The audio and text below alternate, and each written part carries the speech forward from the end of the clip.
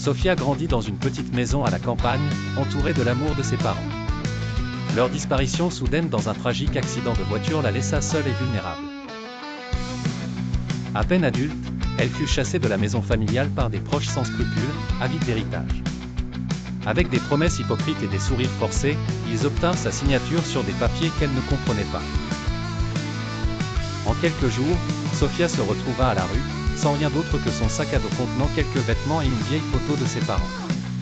Elle se dirigea vers la ville la plus proche, abasourdie et le cœur brisé. Personne ne sembla remarquer la jeune fille assise sur les trottoirs, demandant timidement quelques pièces. Les gens passaient devant elle, les yeux baissés, comme si elle n'existait pas. La première nuit fut la pire. Puis il y a eu cette nuit où tout bascula une fois de plus. Un groupe d'hommes, ivres, la remarquèrent dans une ruelle sombre. Elle tenta de fuir, mais la rue était un piège. Ils la rattrapèrent, la violèrent, la laissant brisée, en silence. Mais cette nuit-là, quelque chose changea en Sofia. Une nouvelle Sofia naquit en elle, farouche, combattante. Elle jura que jamais plus personne ne la traiterait comme une moins que rien. La semaine suivante fut un enfer, mais Sofia trouva refuge dans une église qui accueillait les sans-abri. Là, une femme, sœur Isabelle, vit au-delà des apparences et lui tendit la main. Elle lui offrit non seulement un repas chaud, mais aussi de l'espoir. Grâce à elle, Sofia trouva un emploi dans un restaurant comme plongeuse.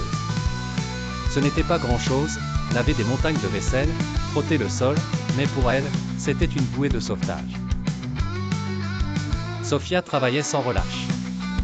Chaque jour, elle arrivait avant tout le monde et partait après tout le monde, écoutant attentivement les conversations des chefs, observant comment ils organisaient les commandes.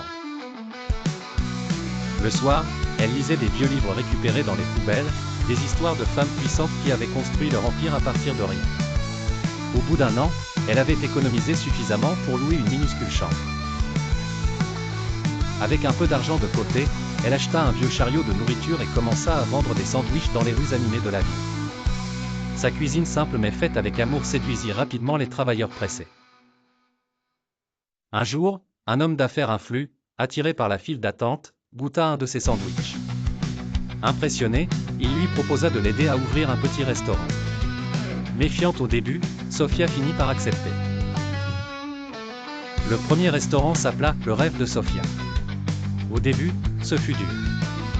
Elle dormait parfois sur une banquette pour économiser le loyer, travaillait 14 heures par jour. Mais son acharnement porta ses fruits.